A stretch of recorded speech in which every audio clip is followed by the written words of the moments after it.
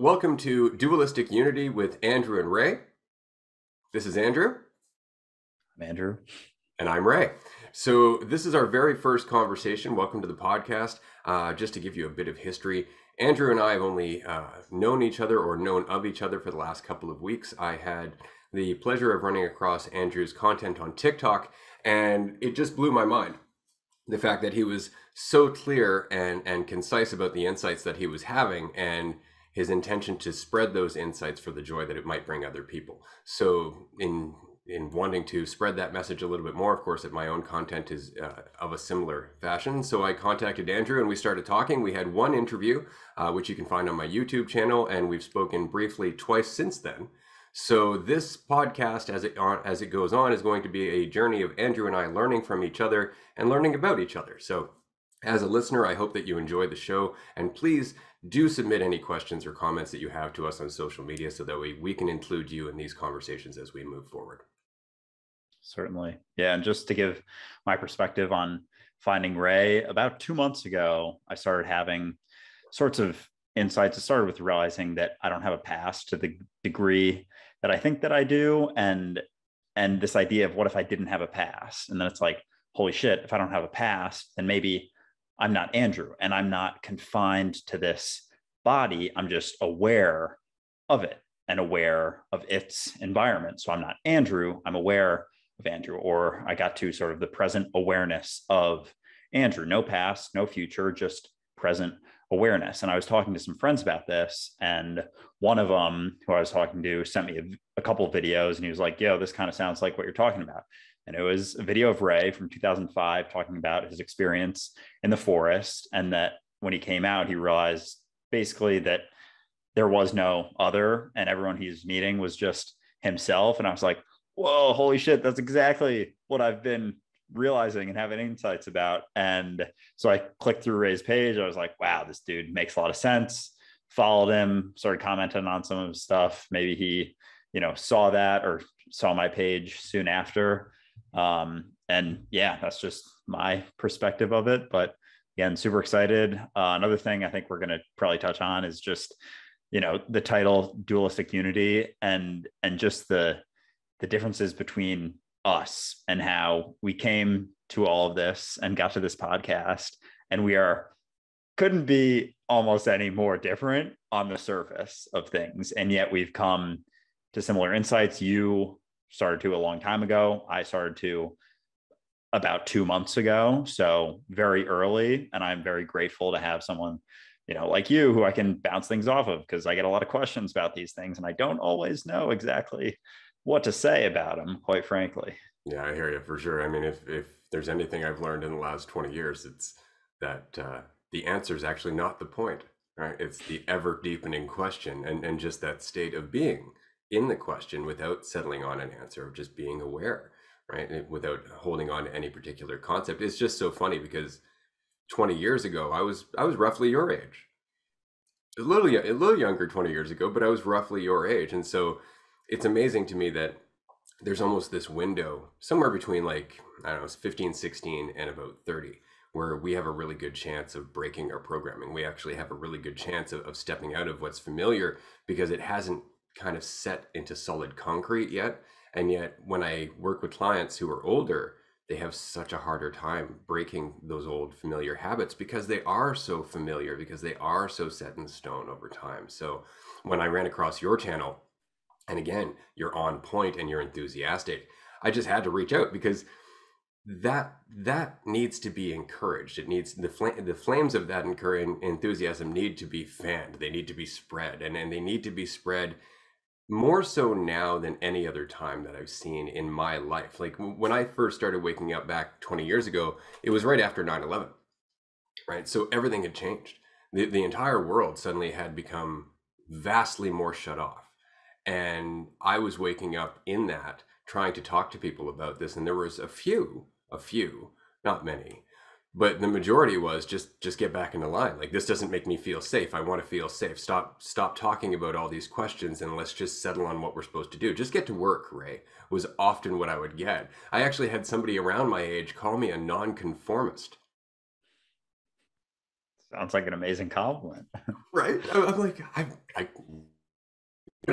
But that was the whole thing, and it's because we didn't want to question it. There was a few, but not many, and now there's so many people like you who are questioning it that I'm excited to have this conversation, Andrew. I really am. And again, the fact that you have so many questions means that I can sit here and just, basically be myself, because over the last 20 years, I've more or less just settled into silence for the most part. Mhm. Yeah. Like I love Yeah. talking to Well, people, but when I'm on my own, I talk to myself, and it's just as good, if not better. yeah, it's funny you mentioned the time period between 15 to 30, because it seems like after that sort of 30, even I'm getting to the point now with friends that I've had a couple of conversations in the last 2 months and they haven't really gone anywhere. Some of them have, and I've like sort of broken through some understandings, but some of them it's not even close. And it seems like after that, 25, 30-year-old mark, whenever it is, that people just start saying that's just the way it is when you start asking questions. And that response, it's just the way it is, has been becoming more and more interesting to me. And it's like, is it though? Is it really? Is it the way it Let's is? Or talk about that a bit. Yeah. do you just don't want to get into it and you want to, again, stay safe and comfortable and seemingly this illusion of sturdiness or whatever Stability. it That's it, right? exactly. And it's a shame because we often don't recognize that our discomfort, our suffering, our conflict comes from that desire to stagnate. It comes from that desire to just settle on something and kind of nest until death. And Krishnamurti did a really good job of explaining this visual that living in the moment is very much like just being in the river, whereas settling on a concept, on an answer, and an identity is like making a pool off to the side of the river that just stagnates and eventually turns to sludge. And that's very much the point, because if we're not constantly being refreshed in the moment, we start to die inside, right? We start to come into conflict with everything. All of a sudden, everything around us is the problem because we no longer have this constant renewable source of insight. And so Yeah. it's difficult, and it's interesting that you're seeing that already, because and I know from when I was in my 20s, it was very frustrating. It was very frustrating to see more and more of my friends settling for the cheap high of egotistical superiority. Yeah. Been seeing quite a bit about that. And I'm not, I never describe myself as controversial, but recently it seems like based on responses that I get and That how sounds much controversial. yeah, it's becoming, and I guess, it's fair. I've been posting about how there is no good or like just recently, because it's so fresh, I posted a video about how there's no good or bad and everything is just perception. And I've gotten, 5 different people, at least that's what I've seen, DMs about how it always comes back to killing. And everyone's like, killing is objectively bad. And I went through, posted probably 5 videos on my Instagram story today talking about how it's still just your individual subjective perception. And there are scenarios where a lot of people would agree that killing is not bad. And at the end of the day, when it comes to good and bad, you can't see the future. So you can't know. And that's what it comes back to, is you just can't predict the future. So anything in your life, and it comes back to, there's so many things that it applies to, like worry. You're worried because you think you know what's best. And so you worry that it will happen. You hope that it will happen. You fear that it won't happen, but you don't know what's best. So you might be worrying about the best case scenario. Yep. And it's just, it's kind of puts your worried mind in this sort of pretzel, because all of a sudden it's like, well, shit, What do I do? then I guess there's no worry, right? And it's like, ding, ding, ding. That's it. That's it. Yeah. Uncertainty, oddly enough, is where you're at your best, right? And that's it. It's like you could worry, because I had clients when I was life coaching who would say like, okay, so what I've got to do is I've got to stop thinking this way. It's like, no, you don't have to. It's not it's not that you gotta. It's not that you need to. You can. You can continue thinking the way you think right now, but you're going to continue to get the same response. Right. So it's not an obligation. Don't make it a should. It's never going to work that way. It actually has to be right here, right now. Am I tired of judging myself into paralysis? Am I tired of holding on to what I think just for the sake of not feeling uncertain? And that's a tricky one. It's a catch-22, right? Because you're telling people like you will feel better about uncertainty by just embracing it. Well, that doesn't help. Like I want to feel better. It's like it's not how that works, right? I remember one of my first posts when I was life coaching, I don't know, about 10 years ago, was the difference between feeling better and getting better, right? Because you can go to the gym, right? And if it's about feeling better, you're going to pick up the weight that's comfortable. And as soon as you get to the weight that's not, you're going to put it down. And you're not going to try and push past that at all because it doesn't feel good, does it? No. But if you want to get better, if you want to get stronger, you have to go through that discomfort. You have to pick up that heavier weight. You have to push yourself beyond your limits. And that's getting better. But everybody's so focused on trying to feel better that we never push ourselves to that next weight because I couldn't lift it today and I can't stop thinking about myself, so therefore I'm a failure and it's never going to work out, and now I have this giant narrative just because I failed to pick up that weight once. Yeah, I think it's very interesting how few want to go through that. And then like you mentioned with the should or the have to, it's like you give piece of advice or something and they're like, oh, so I should do this, or what should I do? And there are a lot of people out there who do say you should do this, or you have to if you want to do this. And it's like, I'm not saying you have to by any means, and I'm not even saying that you should. I'm just saying that you can if you want to, and you're the only one who can. Nobody. And that's what it comes back to. And you talk about it a lot, is the responsibility aspect of it. Like for anything, really, it comes back to the responsibility, and you don't have to take responsibility, but you will continue to suffer until you kind of realize that. Yeah, that's it, right? It's uncomfortable as hell, but it's more uncomfortable to avoid. Mm-hmm. Right? And that's it, it's the difference between, tearing off the Band-Aid or letting the wound fester. Yeah. Right. And we don't want to tear off the Band-Aid because then we have to look at the wound. We have to come to grips with the fact that we've been putting it off. Right. Like there's so much we have to deal with. And I remember one day I was buying weed and I was sitting at my dealer's place. This was before it was legal. And there was another guy there and he was also buying, but he was a devout Christian. And so, I had a toke, we're talking, we're doing all that. And he tells me that he hasn't been able to see his son in 20 years. And it's because he was drunk and he had a criminal record and he lost custody of his kid way back when, and that he's never going to see his kid again. I'm like, well, your kid's got to be in his 20s now. Like, surely you can reach out. He's like, no, it's just, he'd never forgive me. And, I've got to ask Jesus for forgiveness. I have to ask God to forgive me before I can do anything. And it's like, okay, so what you've done is you've justified paralysis. You've basically just said, I'm not going to do anything. And it's because the universe hasn't told me I have permission to do so. And so you're asking for forgiveness for something that you're not willing to take accountability for. Like, how can you get forgiveness or feel forgiveness if you don't forgive yourself, if you don't understand why you're here? And the response was, without even missing a beat, nope, that's beyond my ability. That's only up to Jesus. And that was the end of the conversation. And it was because I am comfortable in my discomfort. I am familiar with the devil that I know. And that's why it's called The Devil We Know, which is why I loved your video when you responded to my, admittedly, I poked that question at you because it's fun. What is the devil? And you responded, it's the illusion of separation. It's the perception of division. And that's very much true, which is why I really enjoy the biblical references to the devil as the father of lies, right? Because when you believe your idea of yourself, it's so convincing.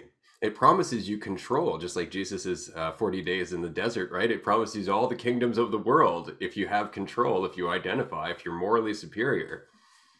But it doesn't do anything except cause you pain and disconnection. It's that whole, I'd rather reign in hell than serve in heaven, right? I'd rather think I have control. Mm-hmm. Certainly. Yeah. And the reference to the devil, and then even you've talked a little bit about the story of Adam and Eve, which I've been very intrigued with, and taking a bite out of the apple of knowledge of good and evil, or the tree of knowledge of good and evil and whatnot. And it's it's interesting because what was the reference to the devil? The being of lies, The father of lies. is father of lies. That's right. Yeah. And going back to good and bad, the idea that there is good and bad and knowledge of good and And bad or evil. judgment when there is none. It's all That's right. this non-duality, and yet it's like the birth of this feeling of separation. Yeah. And it was, caused by the serpent devil or whatever they say. But it has these, it's been taken so literally. And even though there's a lot of people out there who say it's just this, they admit it's just a story, they're still taking it as a literal fake story as opposed to an analogous, or whatever exactly that term is for what it actually is, and the references and the symbolism of it, which is very, very powerful. And there's so many things and so many Jesus's teachings that have just been flip turned, Yeah. half-ass backwards, that Always.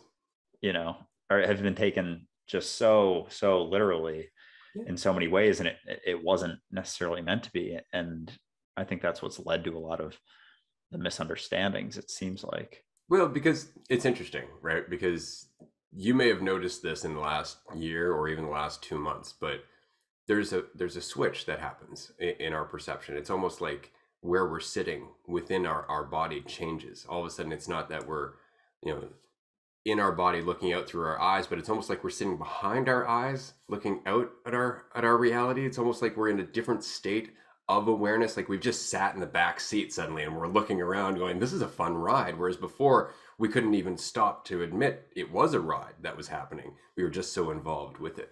And so that perception, that switch of going from a physical body to just an awareness of subjective reality is how the Bible's encoded. I'm absolutely certain of it, is that if you can't see that you are awareness, the Bible makes no sense. I mean, look at the very first commandment. Thou shalt hold no God before me. Well, that's exactly what I would write. Yeah. Right? As As God. any awareness, I would say put no concept of God before yourself. Mm-hmm. That's exactly what I'd write. And that's exactly what the 10 Commandments are getting at, right? Like, look at everything is, Abrahamic religion when it comes to monotheism for the most part. But there was the fact that Israel, which was the name that God bestowed, right? Which was, the whole people of Israel thing. Well, that name just means those who toil with God. Those who are in alignment with what are the people of Israel. Those are the chosen people. It has nothing to do with religion. It has nothing to do with your genetics. It has nothing to do with anything, and everything to do with the fact that when you're in alignment with awareness, you're toiling with or as God. Yeah. Right? And so we just get lost in this perception. No, God's got to be this external being, dude in the sky with a list of shit that I'm not supposed to do. And it's like, that's a lovely, comforting thought. If you need to judge other people, that will justify your judgment, because then you can say, no, he judges too. Right? But that's the only purpose it has. Yeah. And aside from that, everything's our avoidance of death. Yeah.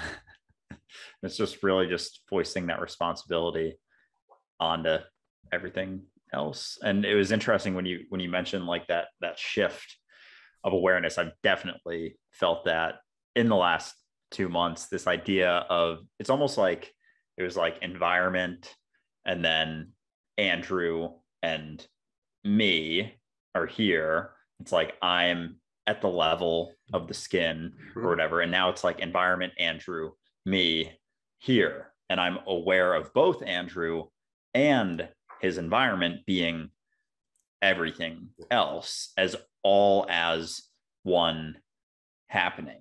And he, rather than Andrew being the observer and the universe being the observed, I am the observer. Andrew and his environment is the observed, which is how I have seen it. But I've certainly experienced more and more, almost every day, this feeling of awareness of Andrew, to the point that in a lot of my videos, I'll refer to Andrew in the third person, which people find strange, but it's hard to describe, and it's even hard to explain and make. I found it difficult for a good couple weeks to make videos in the same way that I was, because I was using these terms so differently now. And then I realized that it's just easier to communicate through the way that it can best be received, because there is still value if you are explaining things in an identified way to people, and there is a process of getting there, I believe, certainly. So I got back to, explaining things and using my name and you, and saying it in ways that I feel like we're still separate, even though I know we're not, just to better communicate. And that's essentially it. Like you've said, it's far less confusing. Yeah, for sure. But it's been interesting, because I did have a tough time for a little while. And my only videos for a good week after that sort of like realization was about this idea of not being the human you've been conditioned to believe that you are. And it's simply an illusion. Yeah. Well, and that's it, right? And it's interesting. I find I go through waves, and I think you'll probably do the same, where I'll have just a span of time where all of a sudden the insights hit me over and over and over again. And people will call that a download. I just look at it as me being in a state where there's less stress and more time to just kind of relax and allow myself to absorb exactly how much I've absorbed. And then that'll go deep, and you'll get so deep into it that people will start going, okay, I'm not sure if I'm following this. And you're like, it doesn't matter. This is awesome. I'm going. And you just keep going. And then you come back a little bit later and you go, okay, now let's unpack that. Let's look at how that actually works out from the beginning to the end, because you're too busy down at the end of the road to worry about the first few steps, right? And sometimes you have to do that just to get more familiar with the path. But not everybody's going to understand you when you do that, which is great. And it's funny because like one post I made a little while ago, I don't remember, it was one of my short ones, which are usually the ones you have to watch out for, because the short ones are the ones where I'm like, oh, this is very good, and I'm just going to leave it at this. That at some point we become aware that the only thing that we are aware of is our awareness, and that the entirety of the universe that we are quote unquote aware of is our awareness. That there is nothing to us except our awareness. We don't know anything but our awareness, and we never have. Everything else is hearsay. This is talking to people on who've explored psychedelics. I've often said, do yourself a favor next time you do that. Ask yourself, if you weren't here, would anything else be? And that just sets the tone, because normally in a sober state of mind, we just go, well, of course, and we disregard it, and that's the end of the conversation, right? But when you start looking at it and you start questioning, it's like, hold on a second. In all honesty, the only thing I know is everything from the moment that I came into existence. This could all be a dream. All of these people could just be an extension of myself. None of this could be what it appears to be. It's like, well, what about history? It's still hearsay. Mm-hmm. It's still hearsay, regardless of how many books or dinosaur bones or blah, blah, blah. The fact is, the only thing I know is my existence. And that conversation is what makes people go running for the hills, because that means that you are alone, right? And you are forever. That's the thing that really trips people up, and it's like, because we think of it in terms of identity. All of a sudden, it's like, this makes me feel very lonely. It's like, right, because you're still thinking about yourself as separate. Mm-hmm. That's the only place that loneliness comes in. So this is something I don't know if I'm completely following you at this part. So, because I remember I posted a video maybe a month or so ago talking about how I'm the awareness and so are you. And I'm aware of the voice inside of Andrew's head no differently than I'm aware of a tree, or I'm aware of the ground that he is standing on no differently than I'm aware of something on his body hurting. Mm-hmm. Something like that. So the awareness stays the same. And I think you commented something like, but you are the aware of the awareness, or the awareness of that awareness. So it's like one more step. So how does that? Yeah. So like the tree, for example, that you are aware of is aware of itself, right? The tree is aware of itself in whatever capacity that is expressed, because it's not human, so it doesn't have a human brain. It doesn't think of itself as, my tree Bob. It doesn't do that, right? But it is aware of itself. It's aware of the feeling of the sun against it. It's aware of the wind. It's aware when it loses disconnection with the roots or the ground. It's aware of these things. So the problem that we have is that we tend to separate Andrew's awareness, or the awareness of Andrew, from the awareness of the tree, right? Because as much as you're experiencing awareness of the tree is also experiencing awareness of itself, but neither Andrew or the tree are real. It's the same awareness.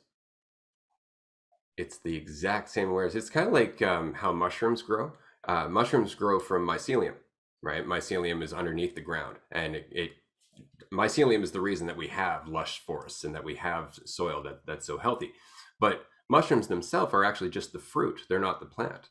Mushrooms just sprout from mycelium. And so each mushroom is an expression of the same mycelium. It comes from the same place. It has the same potential. It's just expressed differently, but it's connected despite its perception of being disconnected. Right? Each mushroom is connected to the other mushrooms, even though they're not intimately aware of each other's experience. It's the same thing with all of us. We're all connected by the same mycelium. We are all the same I, right? We just have the perspective of division. So when, and this is something you really experience in coaching, or it's something you experience in a lot of physical therapies, where you let go of the idea of yourself and you find yourself having an intuitive connection to people. And it's because your awareness and theirs is the same awareness. It's just our holding on to the divisions that cause so much distortion and so much confusion, right? Every time you have a moment of genuine empathy with somebody, it's because your walls come down and you're able to see yourself in that person. That's the whole thing. You can see yourself in that person because you are that person. That's the whole reason. That's why you can empathize. That's why I always say that regardless of what form you take, if you can have this conversation about the relationship between the observer and the observed, you're always going to have this conversation, because it's the universal experience of everything that is aware, because everything is the same awareness. Yeah. Now, again, I spent 20 years and just unpacking this. And I know you're saying, like, I don't know if I fully get that. Neither do I. Yeah. What I can say is that in my moments of clarity, yeah, it rings through. The deeper it goes, the more clear I become, the more obvious it is that the entirety of reality is just one thing. It's just, when you've said it many, many times, it's difficult to let go of me. It's difficult to let go of the idea of me. I think I'm pretty close to fully understand the idea that we're all the same thing.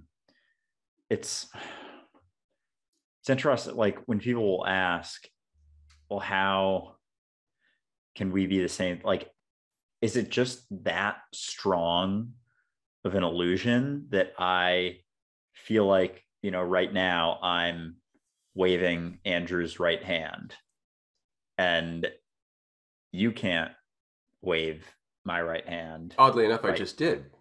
Right.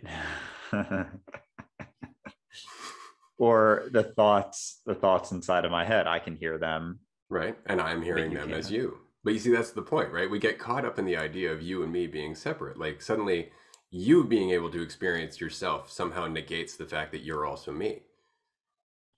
Right? You can't experience what Ray's experiencing because Ray's busy experiencing it and you're busy being Andrew. It's really tricky because, and here's the paradoxical bit, right? Because we talk about everything being one, but we're still talking physically, right? We're still talking about the division between you and me, the perception of distance, right? That there's air and oxygen and physical land between us. But reality works in a very different way than that. Like, as much as that is true, that there is the physical, there is also the completely subjective. And the subjective is that without you here, there is no observed. Without the observer, there is no observed. And this is where reality gets really tricky, right? Because when you think of it in just terms of one being, let's just break it down to one being. So the void, which is why Genesis is such an interesting story, right? So we have the void, we have nothing, or rather we have the potential for everything. It's just unity. It could be anything, but it's not currently anything. It's just potential, right? In that comes the split, the perceptual split. It's not an actual split. It's just within that potential, there's the potential for the unity to observe itself as separate. right? So now you have the subjective reality of an objective reality. You have the observer and the observed, and they create each other. They are the same thing. They're not disconnected, right? So that is reality in a nutshell. That's your existence. You are not separate from your reality. The observer and the observed are one. Your awareness is reality itself. The paradoxical bit is that everything that is in the universe comes from you being the observer of the observed. So I'm within your consciousness. Everybody else is within your consciousness. Everybody else is within your awareness, and you're within ours.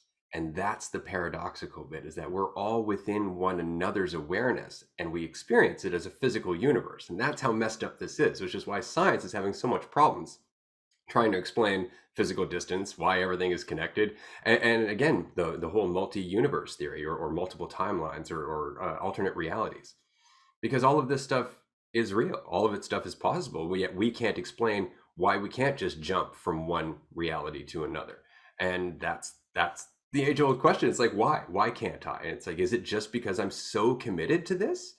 Exactly what you asked. Is it just because this seems so real? And that's what, your shamans of ages past have tried to get past. That's why the indigenous tribes of Australia call this the dream time. They actually look at this as the dream time. There are tribes in Africa, same thing, that we are multidimensional travelers who got trapped in an illusion. These are all old tribal myths way before science. So it's not a new conversation, right? But it comes back down to that question of what is possible? Exactly how real is this? And if I continue to question it, does that change the influence that we have over the observed? The more we break down that division between the observer and the observed, what does that change? What is possible for us as a species, or us as an awareness, which is a better question, right? This is where magic comes in. This is where all of this interesting, mysterious stuff starts to come into the conversation, because Uh-huh. you can't, this is where reality becomes more fun, because all of a sudden everything is questionable, Mm-hmm. right? Even the nature of our own existence. Yeah. Because I'll admit, I don't know I exist. And I mean that completely. I know that there is existence. I know that I'm experiencing existence, and I experience choice, but I also know that all of my choices are the result of the influences that I've had before now. And that, because of those influences altering my choice, I can't necessarily say that my choice is separate from the will of the whole. And if my Mm-hmm. choice isn't separate from the will of the whole, then there's no real me, in which case it's just the whole, and that's me. So it just keeps coming full circle back to your existence. Yeah. That got through. I get that.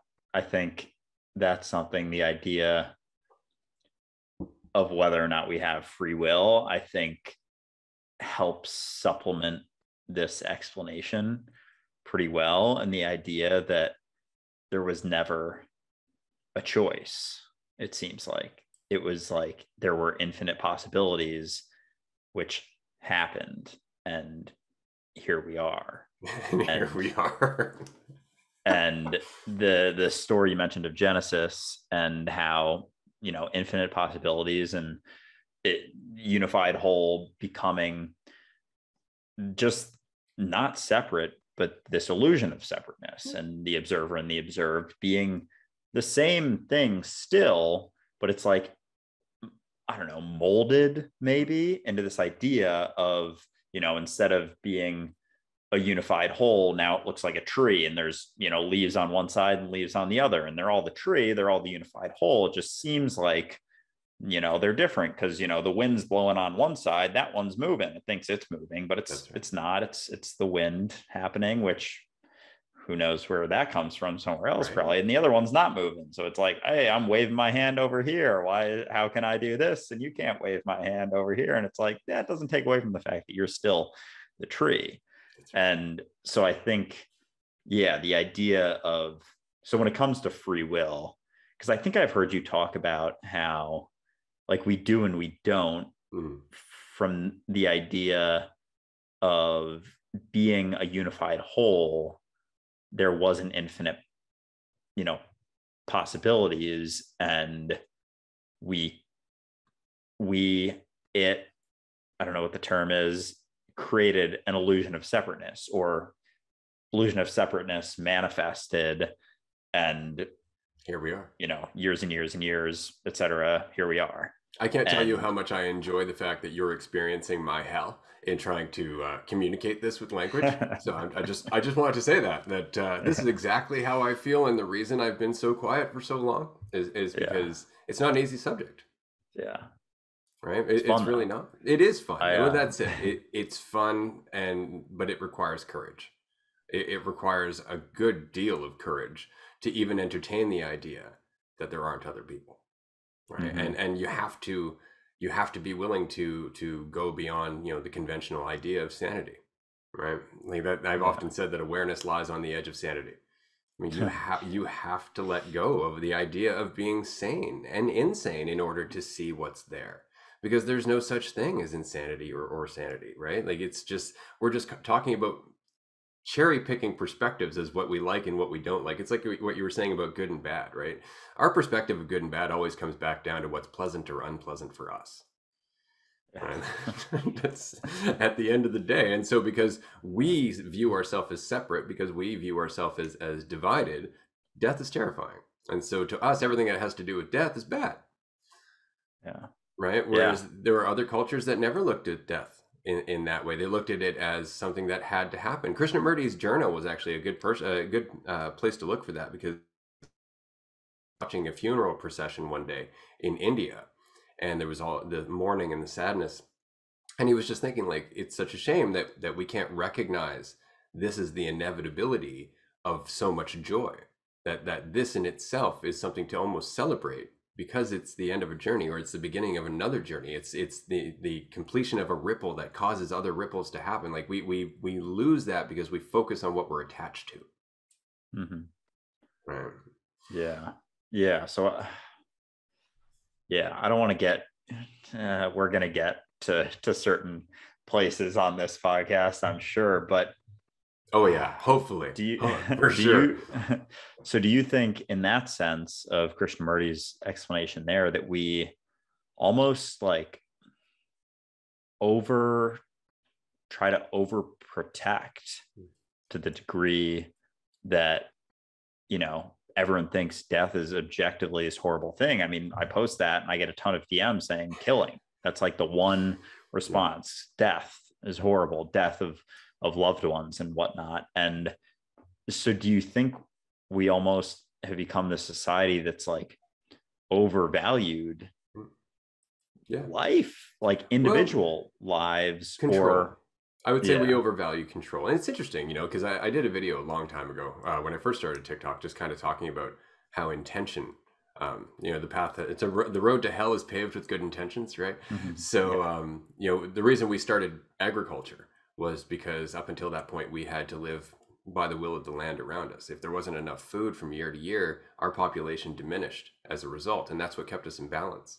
And then we learned agriculture, and suddenly we had that taste of control. And so now we could just farm more food, and less people in our tribe would die, which had to be a good thing, right? Like, where nobody's dying, that's a bad thing. So people living has got to be a good thing. But then you look about 1,000 years later, and that tribe that people aren't dying in is suddenly amassed into many tribes that are 10,000 strong, and they're running out of land to grow food on. So now they're looking at their neighbors' territory who haven't been farming, who have smaller people who are still in balance, and they have to take over that territory. So all of a sudden now, in the name of not dying, we are killing.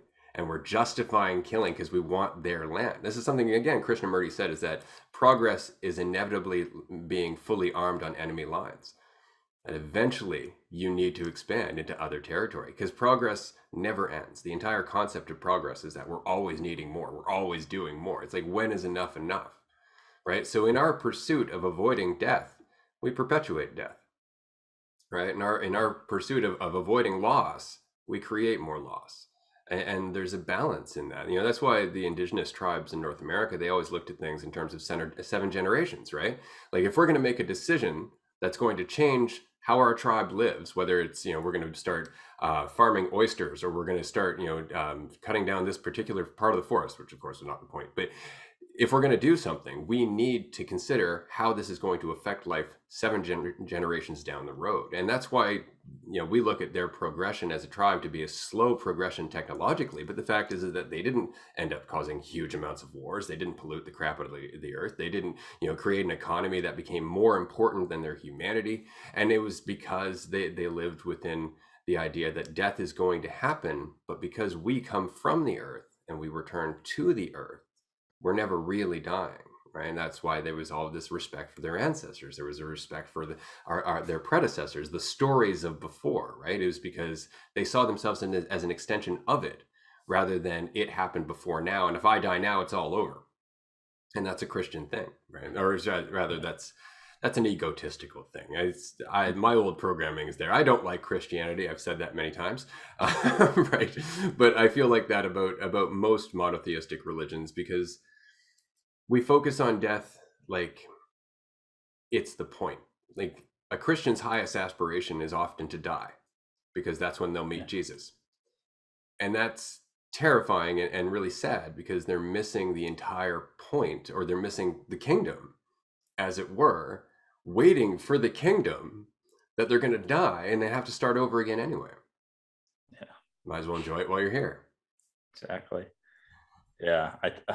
The idea of it's all, a lot of what we've just talked about is kind of tied together. The idea of thinking, we have this idea of control and thinking that we know what's best. And we have all these ideas of what's best and the right thing to do. And if we just do this, things will be good. And it's like, even when it comes to, like, we're not getting into the topic we discussed, we're not going to get into, but something like, curing cancer, for example, objectively good thing, many would say, or curing, say, 10 of the most deadly diseases. All of a sudden we have a population issue, kind of like the same thing with the tribes, discovering agriculture, and all of a sudden there's not enough land and too many people, and they start killing each other. So it's like, people get so stuck on this idea of control and knowing what's best, and even down to the littlest thing of, getting worried about a job interview, thinking that job is the best thing for you. And it's like, that job could be a horrible way to spend the next 2 years. And if you do you don't get it, then you might, find a job you do like. Yeah. And then it's like, well, then what do I do? It's just like, do your best and don't worry. Exactly. Just shut up, move forward. That's pretty much it. That's try to relax as best you can. It's just like a car accident, right? You're going to get injured less the more relaxed you are. Yeah, exactly. Yeah, bracing, trying to control how little moves inside of your body. But that's it, right? And that's what we do with life. We build a little cage. We're like, I'm prepared now. It's like, no, you're brittle. You're easy to break. That's the problem, right? And this is why Jesus's whole thing of the meek shall inherit the earth, right? The meek are those who just adapt to the change. They don't worry about their preferences and their opinions. This is just what is. This is what needs to be done now, regardless of my belly aching or what I want to happen. Yeah. Right. Yeah. And that's just living in what is.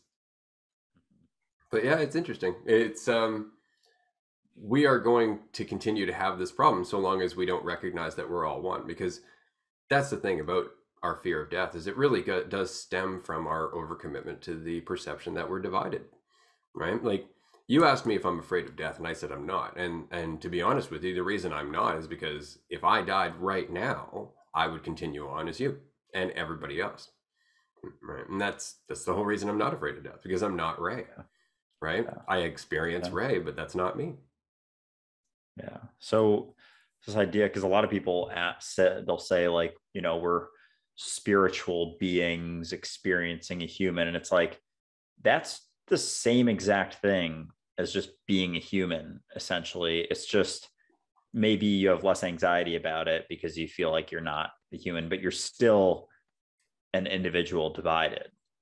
And it's like, well, no, we're pieces of source. And it's like, to me, that seems closer. It's closer. But it's still, the spiritual being having a human experience. It's like, that's just like the same thing, just on a different sort of parallel Big time. path, Yep. you know? I've said the same. I got a lot of hate for a comment or a video I made, I think probably a month or two after you started following me, but it was something along the lines that spirituality is not the same as awakening, right? Spirituality is just another exercise in ego because it still perceives a division. It still perceives a me and the thing that I believe in, or me and the thing I'm an extension of. And again, it always comes back down to this. And I'm saying that all religion, all spiritual conversations, all conversations about awareness are going to revolve around the same very uncomfortable insight that it's really just you. And we try to avoid that. We're like, oh, I'm a spiritual being having a human experience. It's like, okay, so what you've done is you've taken out some of the fear in perceiving yourself as a strictly physical being, which is great. And it means if you die, you're not going to die because you're not just your body. That's good. That's lowered the amount of stress in your life. That's fantastic. Now let's go an even step further and say that we don't even know what human being means, right? Because I don't. At the end of the day, I can describe it. I can describe the physicality of it, right? But I can't describe the conscious things that are available to me. I can't describe what's possible with this body, and we know that. We know that the body is capable of doing things that we still don't understand. Like there have been spontaneous healings. There have been all kinds of evidence that they're in non-local awareness, like to be able to separate a part of a person's body, move it miles away, and then conduct a test on that person and have that person's body respond miles away at the exact same time implies that there is more happening than we are willing to look at, right? Because everything is connected. And so we're like, oh, I'm a human being. Like that answers the question. Like that does anything at all. It's all that's done is described the form, right? Like all I've done is limited myself to the form. I don't believe I'm a human being. I don't believe I'm anything. I'm just here. That whatever that might mean, I'm just here. And any concept I put on that is me just wanting to feel more comfortable. I just want to put in a box. That's all it is. And as soon as I do, I'm in a prison. What about the idea of awareness? Even that, it's just an idea, right? The description is never the described. And again, this is the reason I really enjoy talking to you, is because that question there is deeply uncomfortable for people. Like you just took all of the certainty that I offered our listeners in providing a nice conceptual ribbon, and you just open that package back up and you're like, okay, well, hold on a second. That's not an answer either. And you're right, it's not. Because we are not awareness. Awareness is just a word trying to describe the nature of what we are or what we perceive ourselves to be, right? And it's the closest we get. I used to use the word consciousness, right? But that caused all kinds of merry hell for me because as soon as I use the word consciousness, people think human consciousness. They think the way we think, right? Whereas awareness is just the basic awareness of being. It doesn't have to involve thought or identity or concepts or anything else, right? Like a plant is aware, like I was saying.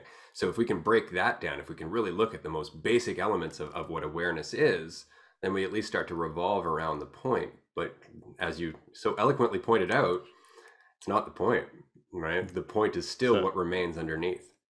Yeah. So it's just like just what is sort of, and I feel like that's maybe the closest, because I've been using awareness because I think that's the closest I've come to how it feels, sort of just an awareness. There's nothing about it. There's no form, thoughts, ideas. And yet, as I say, awareness, it's still just a thought, idea, word, just like everything else. But I think, I think it's maybe a little bit closer, but I guess the description of just, we are what is.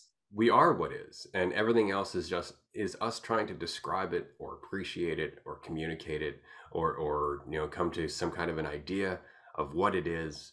But this is why our show is so appropriately named, because it's dualistic unity. It's the fact that it's all one thing that we experience in duality, that we perceive in duality, and that's the gift.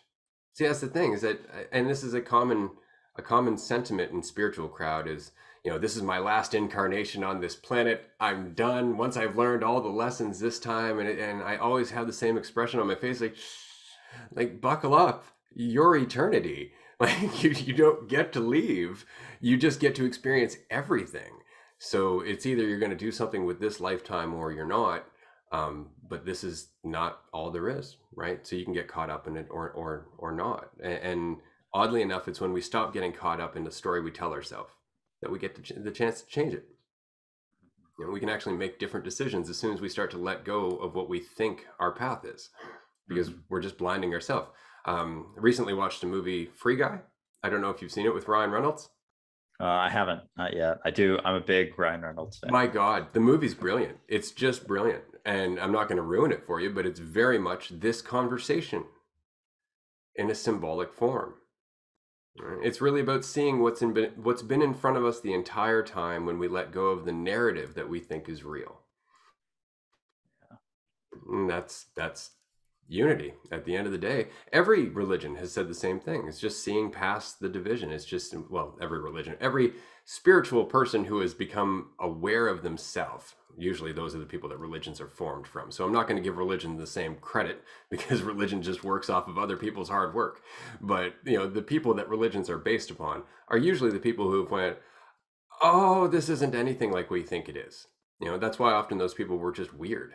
You know, in general, like you had prophets who were walking around naked or walking around, you know, dirty half the time. And it's because they didn't care. They were too busy being full of fire at seeing what was in front of them. Yeah. And our culture would put those people in a rubber room. Yeah, seriously. I know. I think about that sometimes. If, you know, if there was ever a second coming of Christ or something, would they ever notice?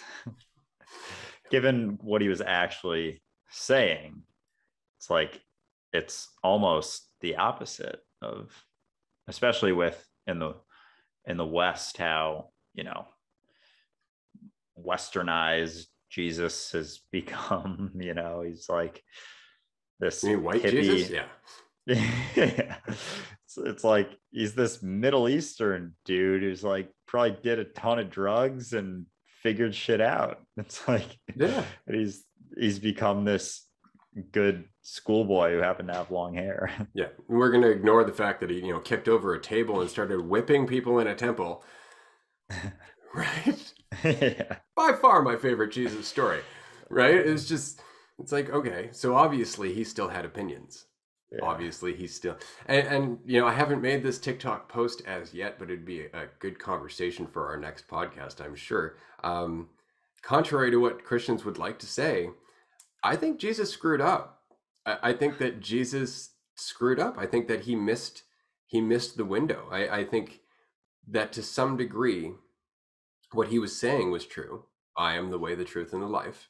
That I, and we are all the same I, is the only way, truth, and life that there will ever be, that we're all the same thing. But that he kept saying, I am the way, the truth, and the life. And as a result of being surrounded by egotistical people, they went, he is the way, the truth, and the life. And I think that it would be more effective, as we are doing now, to tell everybody else, you are the way, the truth, and the life. You are far more important than my perspective of me. You know, and that was the one thing that really changed for me between my video in 2005, which you mentioned at the beginning of the show, and now, was that back in 2005, there was still a lot of me. There was still a lot of I am awareness. I am the universe. I am. All that's changed is that I'm less and less attached to the idea of I. Right? Oddly enough, that's made things a lot easier for me. Yeah, I can imagine. There's not too many fears and worries coming to that realization. Because right. I mean, what's the worst that can happen? I adapt. Yeah. Yeah. Exactly. Huh. Yeah. I think this would be a good place to end episode 1. This has been a great conversation. And as our listeners can tell, we are going to get about as deep into stuff as we can. We're going to try and avoid the really uncomfortable bits, because I know that we're going to get some backlash for that. But we're going to skirt around them as much as we can. We're going to really deep dive on a lot of this stuff, because it's not a conversation that you really get to have in your day-to-day life. I've run across maybe a half dozen people in the last 20 years that I can talk to about this stuff. And even then, it's only to a certain limit. So I understand that there are going to be things that we're going to talk about on this show that aren't going to sit well with everybody, but I would ask that they give us a little bit of patience and indulgence, because given enough time, we will eventually bridge that gap and make it make sense from both perspectives. So Yeah. it's really just about exploring it, and coming back to the idea that there's nothing wrong with questioning so long as we're not trying to hold on to an answer. Exactly. And I think on that point, for people listening, if you are, specifically curious about a certain thing, feel free, DM us, comment on posts about this, questions that you have specifically. If there was something that was said, it's like, I kind of get this, but can you spend a little bit more time? And, we'd be happy to discuss further. I think there's an infinite amount of things that we're going to get into on here, barely scratching the surface. And I know I'm incredibly excited Me for what's too. to I'm come. so excited. And again, the less that we think about ourselves, the more our audience is an extension of us, and we're all going to have this conversation together. We're having one collective conversation with ourselves. Exactly. Awesome. That's really good.